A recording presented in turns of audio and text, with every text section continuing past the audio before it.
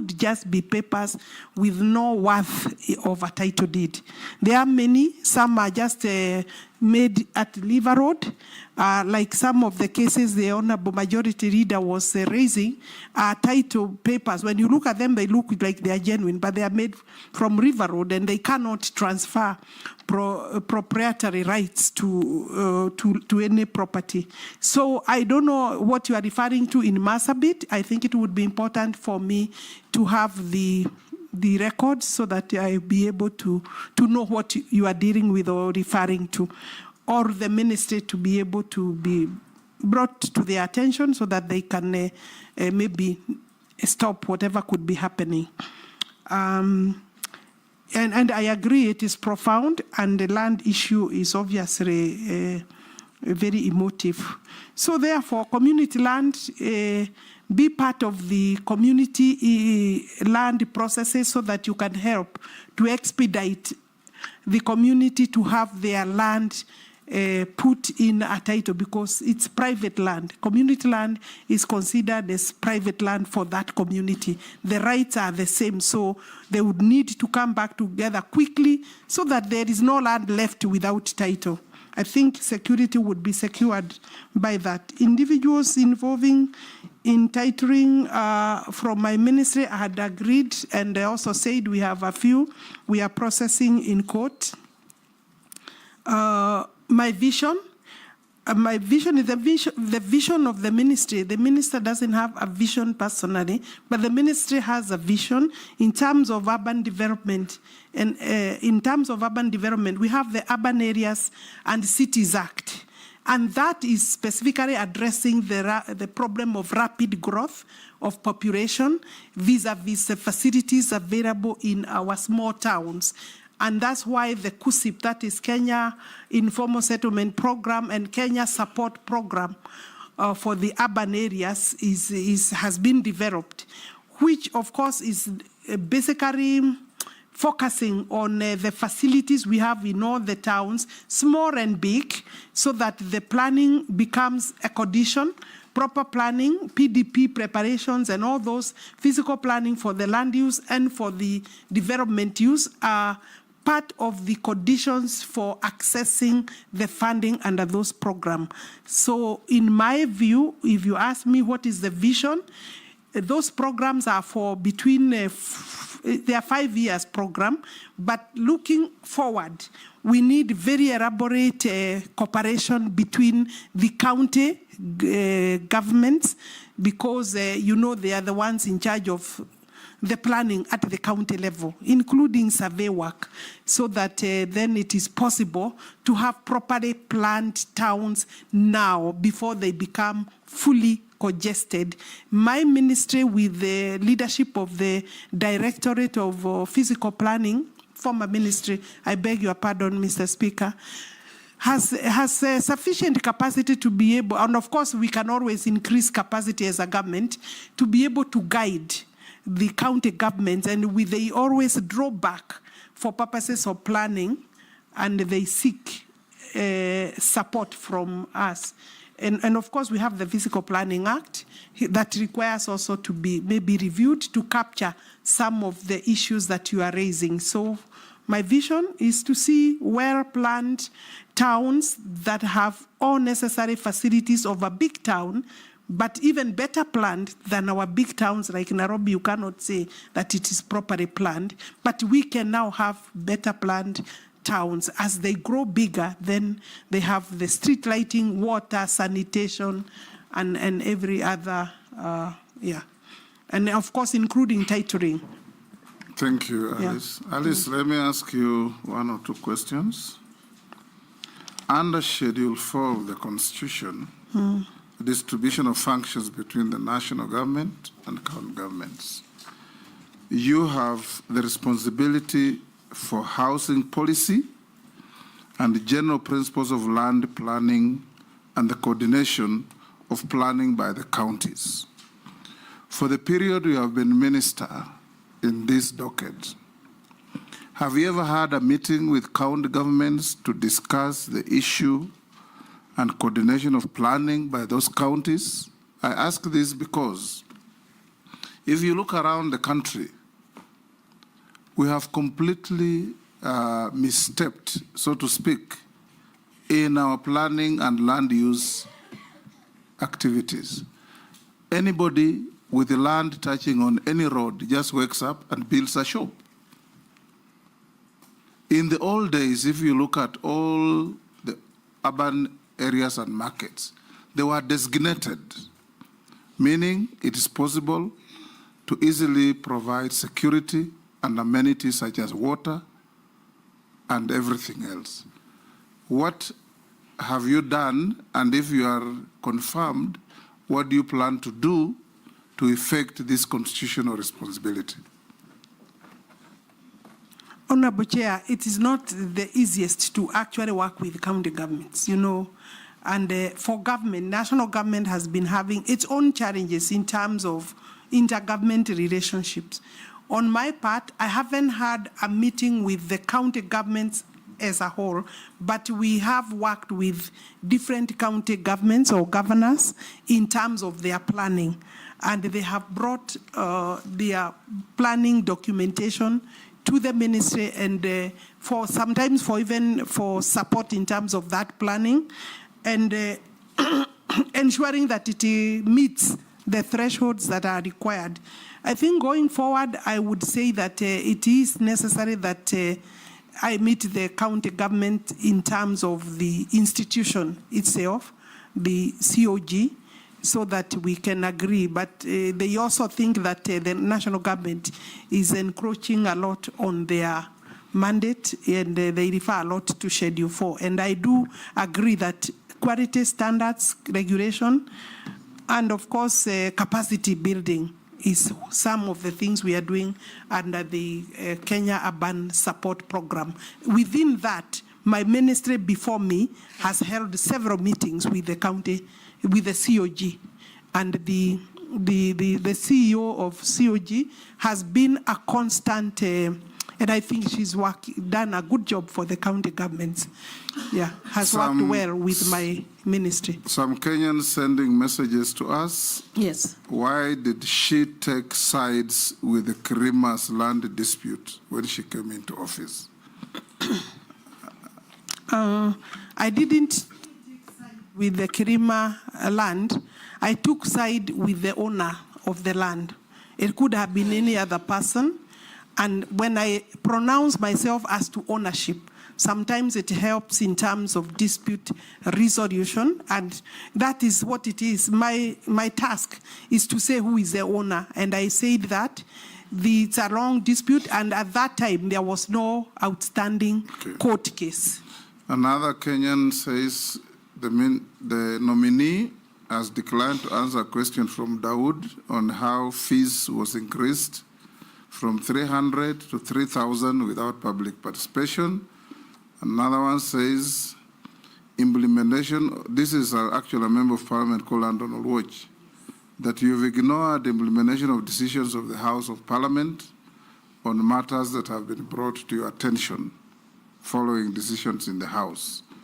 Another person called McDonald Walbengo says, why has the ministry not processed titles to public institutions and schools? Because my grandfather donated land to a school, and to date we are unable to get our own title and give the school the title on the land we donated. That's a very good Kenyan. Other Kenyans would go to grab the land back. Another one says, who are these cartels with government documents that the minister is talking about? Another one says, rich people are buying land from less fortunate people, transferring the land and refusing to pay. What is the minister doing about that?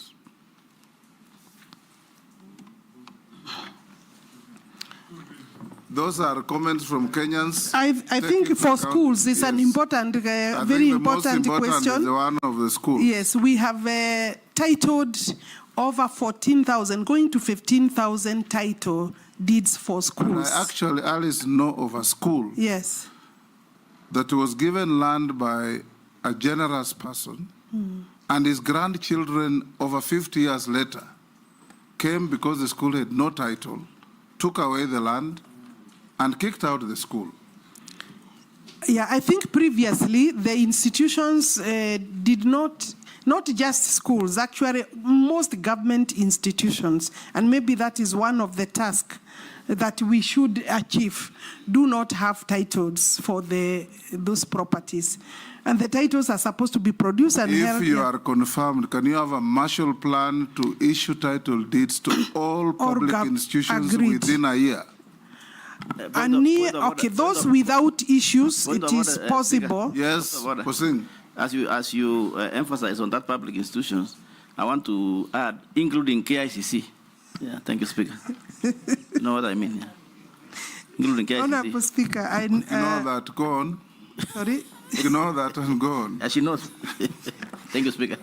Honorable Speaker, let me clarify on schools. We have over close to 15,000 schools that we have under our program. There is a program for titling of school titles, you know, and we have covered close to 15,000. The total is about 31,000. So I think we are on course. Possibly we need to expedite in terms of that. A few have disputes about 1,500, but the balance we are working on, a balance of another maybe 14,000. Ruoch says I have ignored the House of Parliament. I am not aware of any area that I have ignored. Maybe it has not been brought to my attention. And should I be approved, I would want to engage him personally or get him to. Yeah, I know him. I don't know what he's referring to. Odawu, the fees that the member of the public, and it's important, is there was elaborate public participation. The fees of 300 shillings, 500 were fees that were for 1980. Prescribed, you know, when the act was actually, basically it's over 20, 30 years. And so we reached a point where we reviewed, and there was elaborate, and there is records of public participation. And I would also seek that Kenyans agree to support, because it's their government. Yeah. Alice, you are so wordy. You can, if there was public participation, just say so. You know, Kenyans out there have said I haven't answered. Yes. Yeah, so I want them to understand, you know. Yeah. Lastly, Alice, do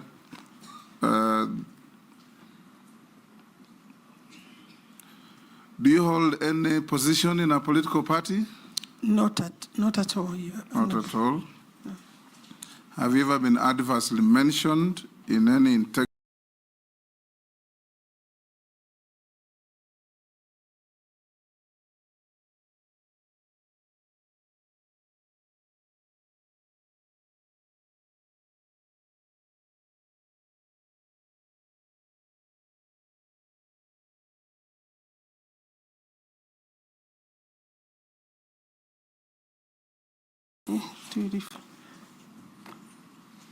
My net worth is what did you tell us? About, where is that document? It's about 300, net worth is about 300. You don't know your wealth of head? No, not of, it's mine and my husband. So maybe what? It's 300 and what?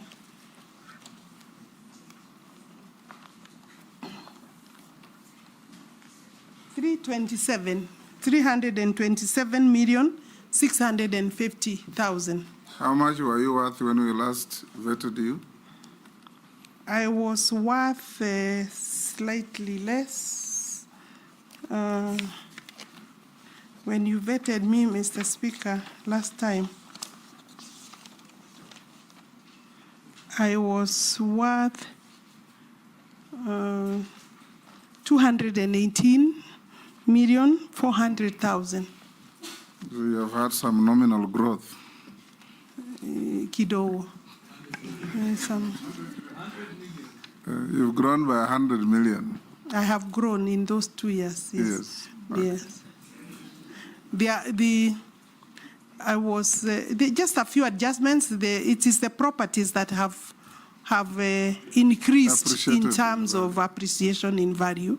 And then there was one tenant that was not paying my family rent, and they paid about 14 million, about sometimes in March. So Did you that, use your office to get them to pay? my office of MP, Of minister? Yes. No, I don't. No, I don't. Thank I you, am not Alice. the one who corrects the rent. Thank you, Alice. Yes. Thank you. Thank you, Honorable Speaker. We have checked your documents and we find them to be correct, except you can tell us there were 9 memoranda against in response to you. Did you respond to them in writing? The clerk. And I would ask that the committee adopts my response. Thank you. Yeah. Unless you are lawfully held, Yeah, thank you very much. you are released to go. I'm free to go. Yeah. Thank you. It's a relief, Honorable Speaker. Is that a relief? It's a relief. You know, I am jobless and I need the job. This is since 1985. This is one unique time when I am jobless. So, and I do appreciate the opportunity to be before the committee. Thank you very much. Thank you, Alice. Thank you.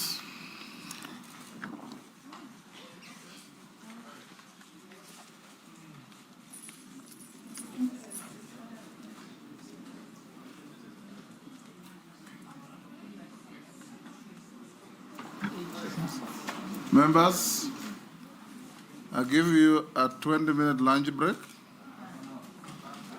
How much time? You have 2 others to go. Half an hour. Okay. Yes. Maybe after chairman, Yes. we could consider the suggestion I had floated in the group. Let's go and discuss it at the lunch place. But the problem is not members, it is the respondents.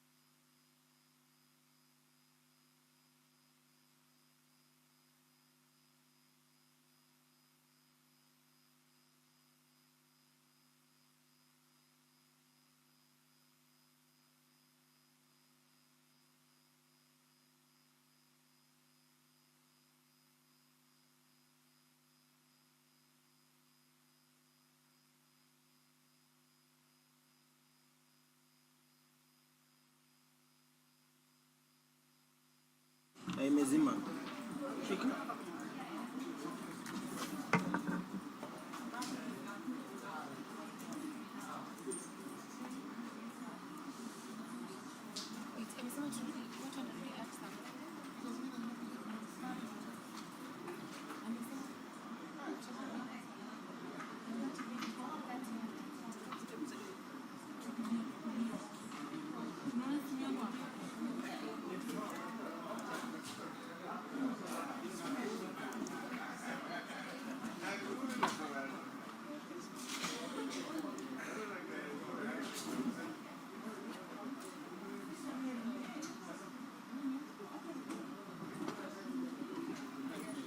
Ule bupo postia wazee wakamla.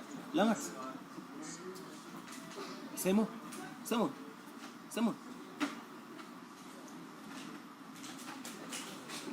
Lunch imeorganiziwa wapi?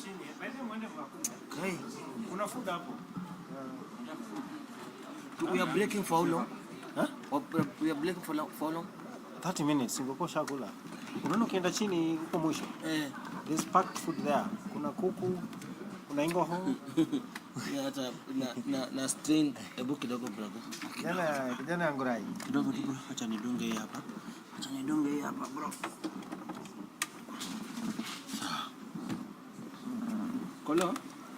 Usikumbuke kuweka hiyo nani kwa charge. Wanafunga hapa ndani. Ebu ongea nao sergeant.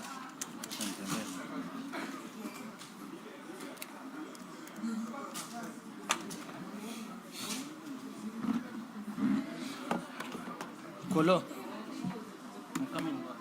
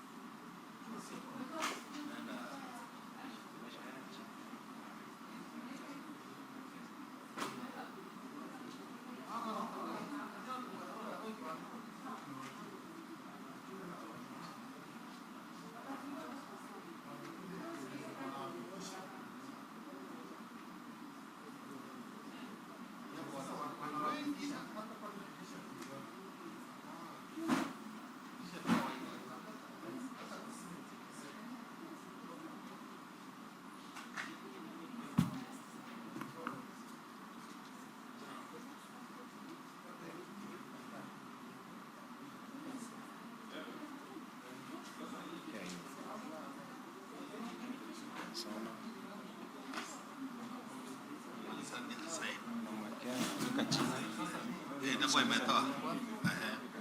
Sasa akimaliza patio namwambia tuke jina alafu nitoe hii.